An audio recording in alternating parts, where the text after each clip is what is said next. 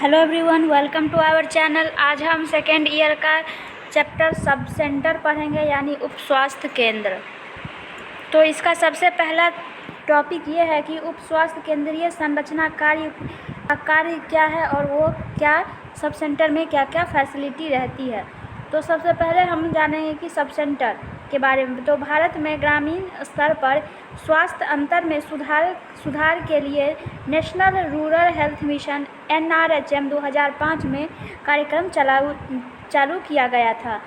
यह NRHM देश के विकास हेतु बनाई गई राष्ट्रीय जनसंख्या नीति 2002 और NRHM के अंतर्गत जनता के स्वास्थ्य स्तर में सुधार के लिए निम्नलिखित स्तर पर सेवाएं ये करती है। सबसे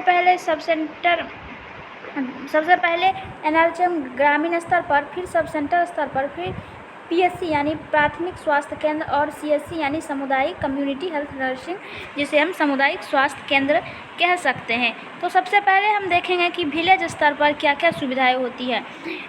तो ग्रामीण स्तर पर देश के प्रत्येक नागरिक को स्वास्थ्य सुविधाएं उपलब्ध करवाने के लिए ग्रामीण स्तर पर निम्नलिखित स्कीम चलाई जा रही है। विलेज हेल्थ गाइड, स्थानीय दाई का प्रशिक्षण, इंटीग्रेटेड चाइल्ड डेवलपमेंट सर्विस और आशा का प्रावधान किया गया है।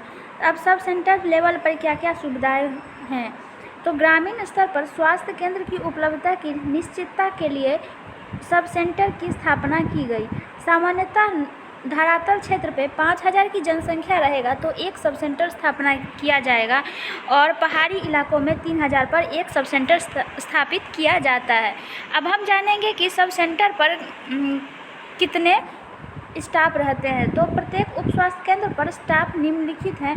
एक रहेगा मेल स्वास्थ्य कार्यकर्ता और एक फीमेल। मेल और फीमेल स्वास्थ्य कार्यकर्ता बहुउद्देशीय स्वास्थ्य कार्यकर्ता होते हैं और इनका कार्य होता है उप स्वास्थ्य केंद्र पर निम्नलिखित कार्य किए जाते हैं।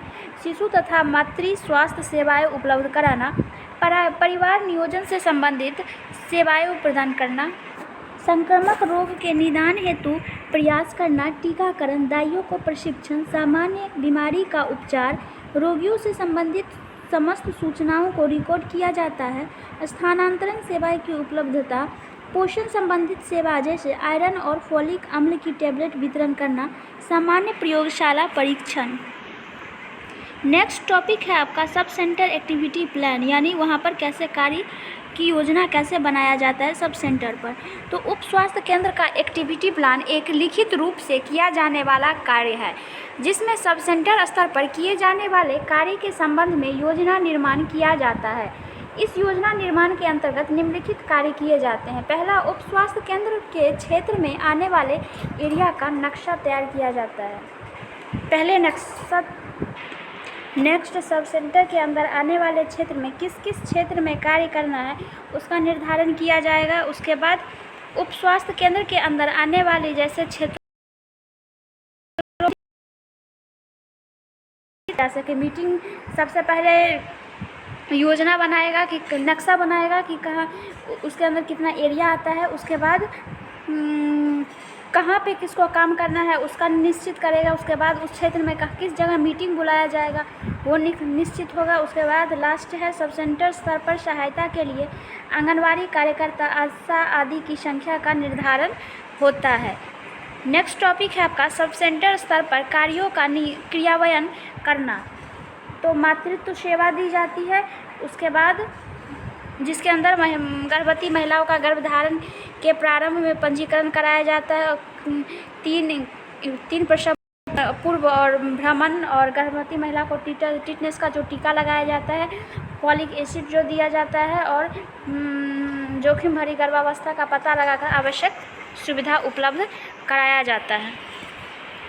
ये गर्भावस्था के दौरान दी जाने वाली सेवाएं हैं। उसके बाद उस गर्भावस्था के संबंध में स्वास्थ्य की देखभाल संबंधित स्वास्थ्य शिक्षा प्रदान करना, उपयुक्त आराम प्रदान करना और डिलीवरी के दौरान दी जाने वाली सेवा है संस्थागत इंस्टीट्यूशनल स्तर पर प्रसव कराने के लिए प्रेरित करना, घरेलू स्तर पर प्रसव कराने के लिए उपयुक्त सुविधा उपलब्ध करवाना। नेक्स्ट है आपका प्रसव पश्चात देखभाल, यानी प्रसव के बाद स्वास्थ्य कार्यकर्ता द्वारा कम से कम 2 बार और प्रसूता के स्वास्थ्य की जानकारी के लिए होम विजिट की जानी चाहिए। नेक्स्ट, प्रसव के आधे घंटे के भीतर ब्रेस्ट फीडिंग कराना चाहिए।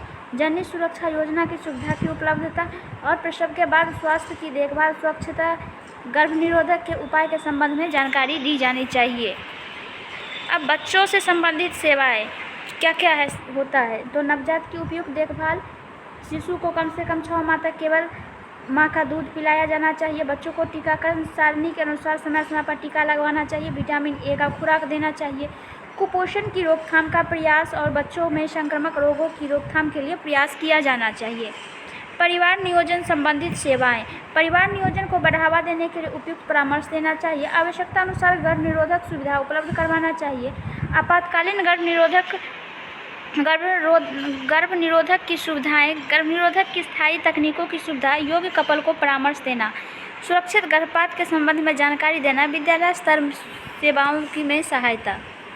किशोरावस्था संबंधित सेवाएं हैं स्वास्थ्य शिक्षा और काउंसलिंग करना, शुद्ध पेयजल आपूर्ति का आकलन करना, शुद्ध समुदाय स्तर पर आधारभूत स्वच्छता की देखरेख करना, समुदाय की आवश्यकता का आकलन करना, आशा को प्रशिक्षण देना, समुदाय का समय समय पर सर्वे करना, राष्ट्र स्तरीय स्वास्थ्य कार्यक्रमों के संचालन में सहयोग करना, जैसे कुष्ठ रोग उन्मूलन, क्षय रोग उन्मूलन, एड्स रोग उन्मूलन और संक्रामक रोगों की रोकथाम और नेशनल ब्लाइंडनेस कंट्रोल प्रोग्राम।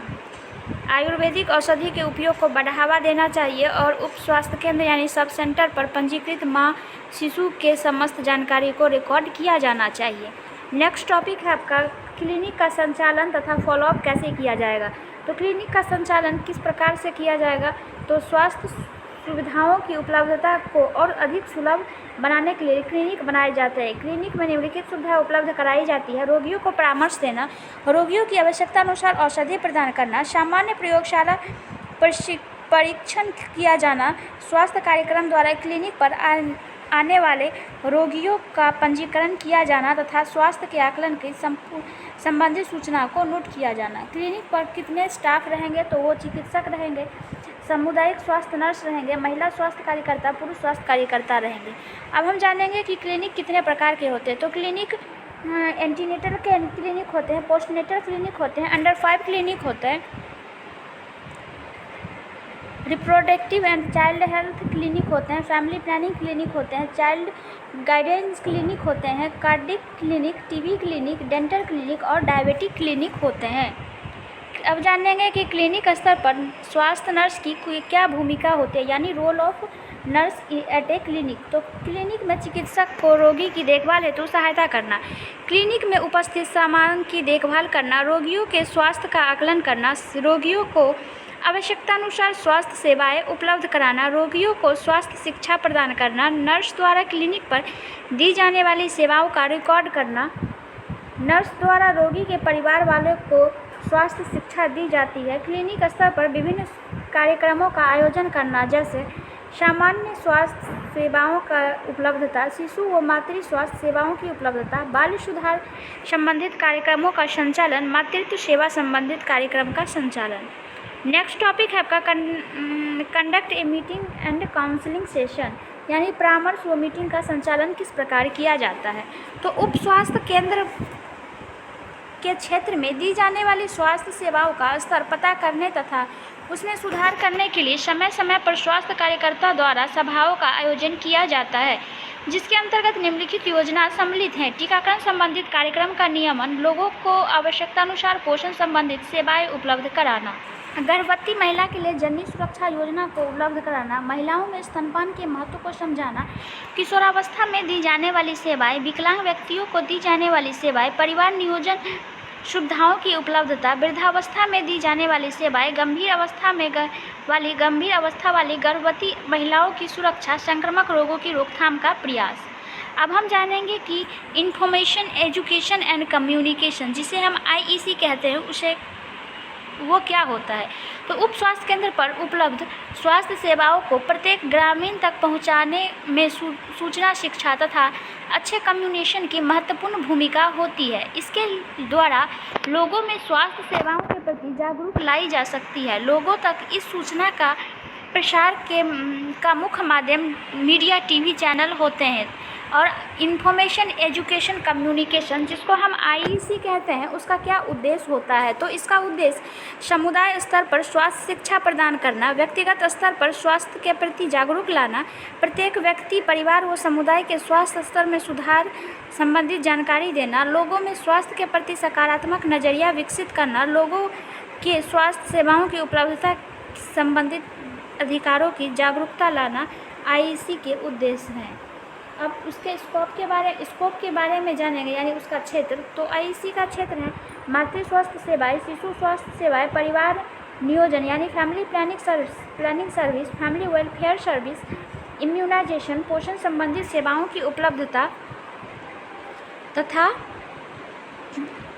किशोरावस्था संबंधित सेवाएं, संक्रामक रोगों की रोकथाम संबंधित सेवाएं, प्राथमिक स्तरीय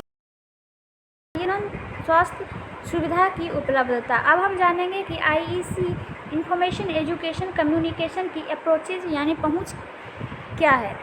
तो आईईसी के उपयोग द्वारा प्रचार प्रसार हेतु निम्नलिखित साधनों का उपयोग किया जाता है। प्रचार के माध्यम जैसे टीवी, रेडियो द्वारा, सामाजिक मार्केटिंग द्वारा, लोगों को स्वास्थ्य शिक्षा प्रदान करके, मनोविज्ञान के उपयोग द्वारा, व्यवहारिक प्रयोग द्वारा। अब जानेंगे कि डिस्प्ले ऑफ मैसेज यानी सूचना लगवाना क्या कहलाता है। तो लोगों में जागरूकता लाने का यह एक उत्तम उपाय है। इसके अंतर्गत स्वास्थ्य संबंधित जानकारियों को चित्रों या स्लोगन के रूप में तैयार करके जैसे स्थानों पर चिपका दिया जाता है जहां सामान्य जन का आवागमन हो तथा जिससे लोगों द्वारा आसानी से पढ़ा व समझा जा सके। कुछ प्रचलित संदेश जिनका सामान्य प्रयोग किया जाता है वो निम्नलिखित है। स्वच्छता अपने हाथ में, नवजात शिशु घर की जान, माँ का दूध अमृत है, प्रसव हेतु जाओ अस्पताल, प्रसव से पहले 3 जांच करवाए, टिटनेस का टीका जरूर लगवाए, माँ द्वारा लिया गया पौष्टिक आहार समय पर लगवाओ बच्चे को टीके, एड्स एक लाइलाज रोग है, सुखी वैवाहिक जीवन का आधार है। इस तरह से आपका सब सेंटर चैप्टर कंप्लीट हो गया है।